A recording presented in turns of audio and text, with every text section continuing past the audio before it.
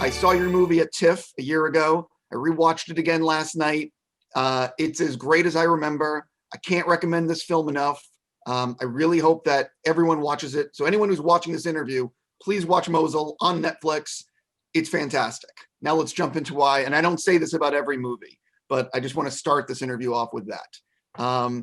Jumping on in. I have individual questions for all of you guys, but I'm going to start with Matthew. Matthew, this is your directorial feature debut.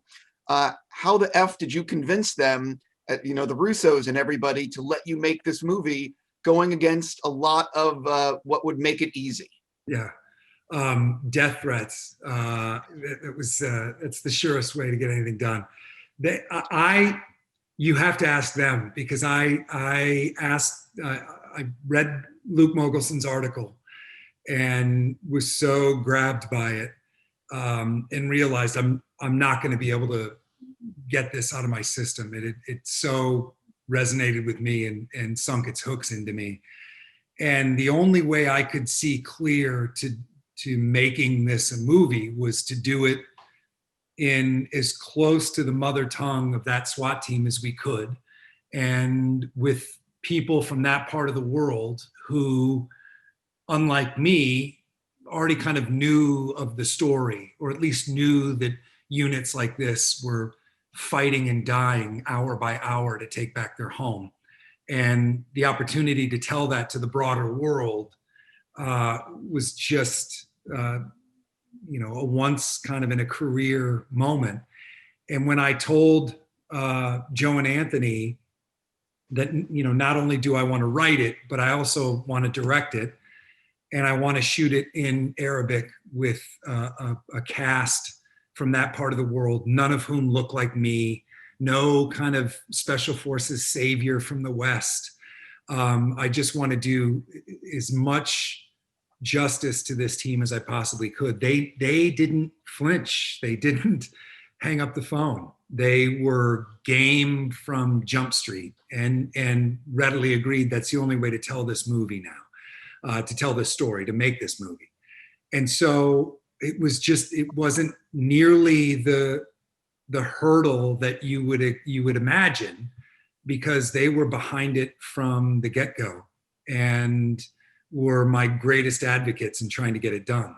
And the casting was brutally hard because the travel ban had just kind of gone into effect then. So crew and cast and advisors that we were ready to bring in from Iraq, they couldn't even get into Morocco. That was the most difficult part, the logistics. It wasn't convincing somebody to do it in the way we did it, if that makes any sense. Actually, it does, and it's something I wouldn't even think about. One of the things that I think is so great about this movie is that it shows Arab-speaking people being heroes and being humans and not being terrorists or just evil people. And it's unfortunately not the norm. For both of you, what was it like reading the script for the first time and seeing what Matthew wanted to put on screen?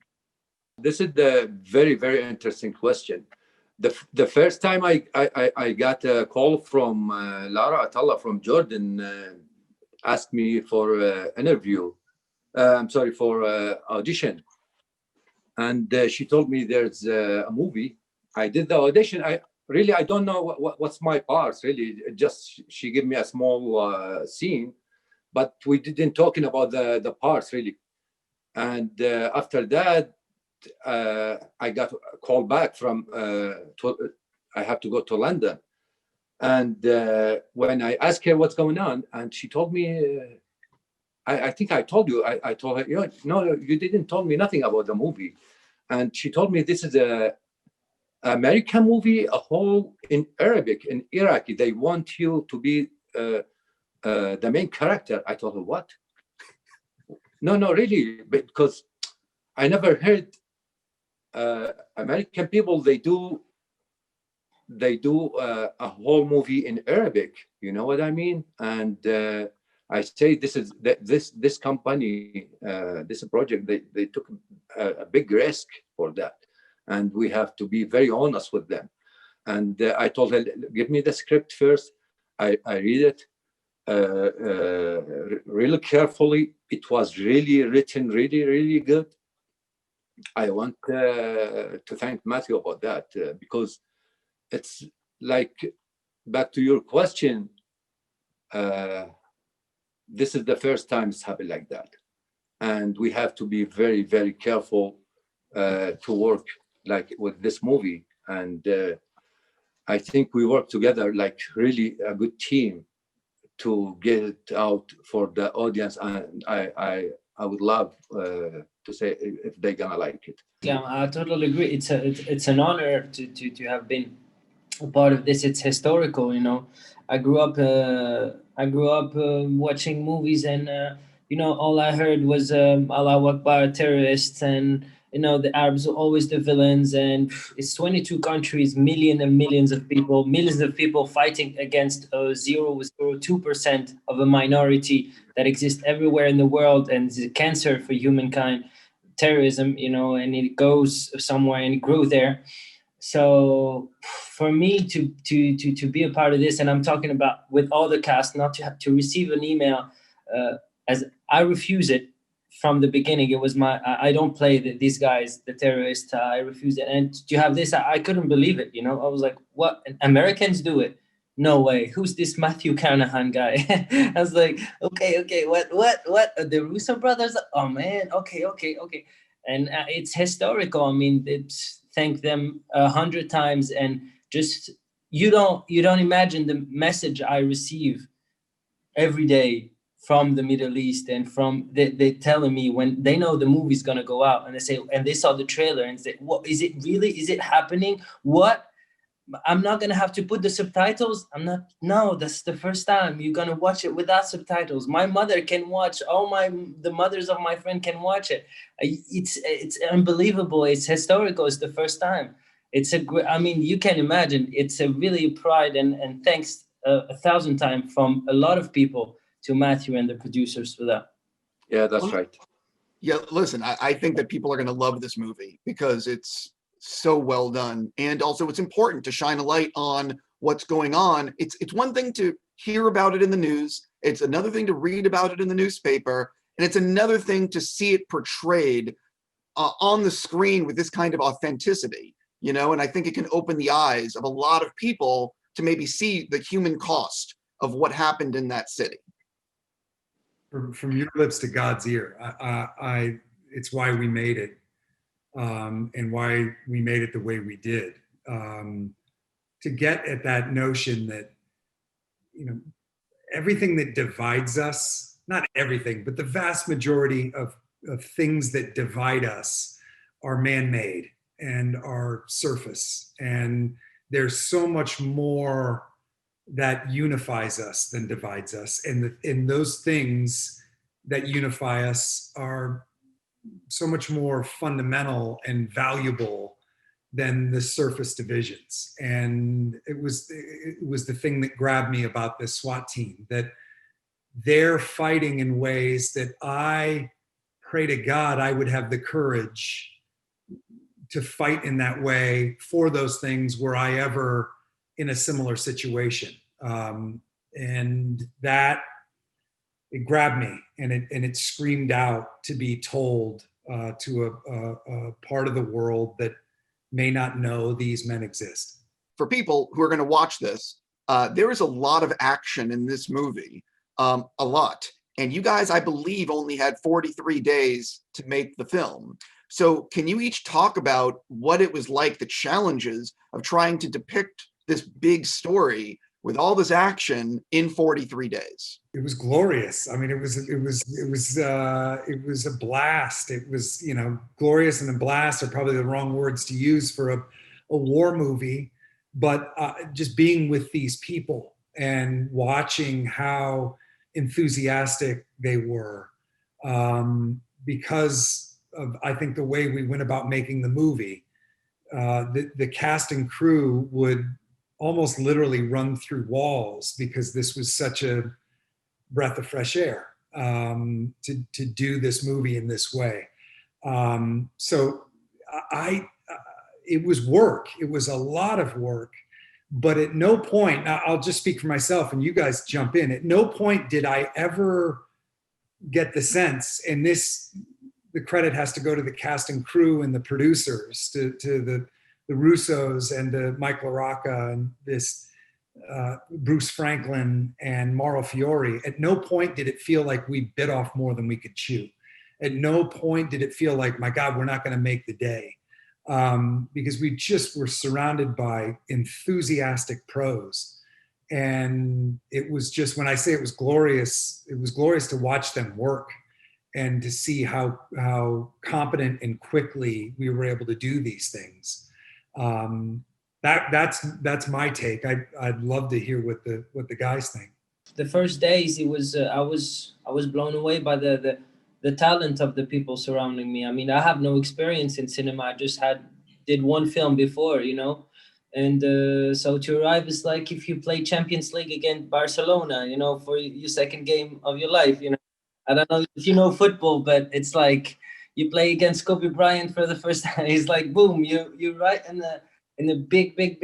These guys are really talented in a way. They listen a lot to one another. So it goes fast when you don't have ego. There was not much ego. It was really who got the best idea, who got this. And I heard Mauro Fiore, who's the DOP, and you know, he's big. Listen to his third assistant, who they all speak Italian. It was like and I heard him, like, I said, okay, that's a great idea. Okay, let's change it. And so everyone was just, it was this kind of energy. We have to do this and we have to do it the best way. So from the beginning, the first days, I said, okay, this is how it's work. It's great to work like this, and let's jump in and try the best to top them, you know. So it was, for me, it's just try to, you know, to learn from them and try to be as good as they, you know. Like your question, when you do a movie like in 43 days shooting and with all this action, nobody can believe that, I think. But I think the team we work with, all of them, I'm not gonna choose anybody, from the director, from the producer, from the anybody for the cast, for the actors. I think there was all of them like very, very nice family to work. Yeah. All of them, they want to make this movie very, very professional, and they want to make it on the right way, and everybody help anybody. If they want me to do anything, I will go to do it. Nobody can say, oh, I don't want to do it. Okay, let's take some rest. No. We just, Matthew, he said, okay, let's do it again. Okay, let's go. Nobody wanna, I'm sorry, everybody do it on the right way, and everybody help everybody. It was like a family team. Yeah. Got it. So you guys were carrying lights in between setups. Yes. Yeah. I really want to commend you both. Is I really believed that you were soldiers, that you really you sold me on everything. And I heard that you guys did like a boot camp. And I hate asking the generic kind of thing, but what was it like training for these roles? And you know what I mean? And getting ready to depict these people as accurately as you could to represent these heroes. Go ahead, Adam. It was a necessity. I mean, I've never held a gun in my life, and there was such a responsibility to play these characters. It's real characters, real story. I mean, the effort gotta be endless, you know, till you got it, till they were not happy, I mean, I know for my mind of set, for me, I trained like, and the guys who trained us, it was like that. I mean, I trained for real combat. In my head, I didn't say to myself it was for a film. I said, okay, I remember this, cleaning a building. We started the first day in 5 minutes and 30 seconds, I think 32 seconds. The last day we were 1 minute and 80 seconds. No mistake. I mean, you become, after 10 hours after training, you cannot like say to yourself it's for credit. I mean, you become this more and more and more and more. And for me, it was real. And the guy who trained us, they were unbelievable. A big thanks to Kareem and to Sean and to Fez. They were unbelievable and put us to a certain pace where, you know, they're always saying Matthew and the producers are coming. I mean, and they've been in combat for real life. So we had this goal all together to train and to be proud, you know, that we're capable of doing it, you know. Like Matthew and the producer were our first public, you know, when they came. We said to him, okay, if he believes it, now if he sees us trained and he believes it, the audience is going to believe it. So we were trained for this and more. And yeah, it was really an endless effort and determination and passion because we loved it. We loved the story. The boot camp, it's helped us a lot. For me, I know a little bit about the guns, rifles, and whatever. I don't like the guns, but when we got the training, our trainer, Sean and Faz and Kareem, there was very, very, very, very nice people, and they give us a lot of information. Like what Adam, he said, the first time, like we cleaned the rooms or the streets, it took like with us like maybe a minute and a half, and after we finished the last day, we did the training, and we finished in 30 seconds. You know what's mean in 30 seconds? And when we get in the set, everybody look like this is a military people. This is not these people. They're not actor. We did it like military professional people. You know what I mean? And it's help us a lot in the set.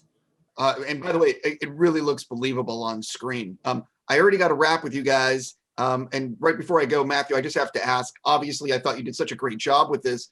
Do you have plans to direct again? Do you know what you're going to do?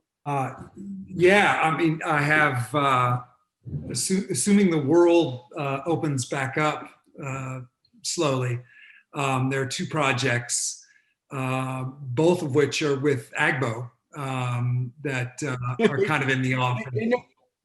They know what they're doing over there. They keep talent. Dude, I'll work with them until I no longer work. They're my favorites. So yeah, I have two things that are in the hopper. One that's set in 1961 Moscow, about two brothers, one of whom was the biggest traitor in CIA history. The younger brother is a publisher, and he goes to 1961 Moscow to help his brother with his memoir, and then it turns into a spy thriller on the ground there.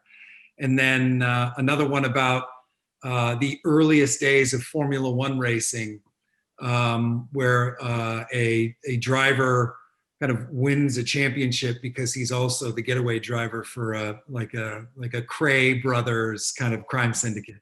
So they're both a blast. They're both a lot of fun. Those both sound unique and interesting. Yeah. I got to go, or the PR folks are going to get very mad at me. Listen, again, congratulations on the movie. I hope it's a huge hit, and thank you so much for your time. Thank you, buddy. Thank you. I greatly appreciate it.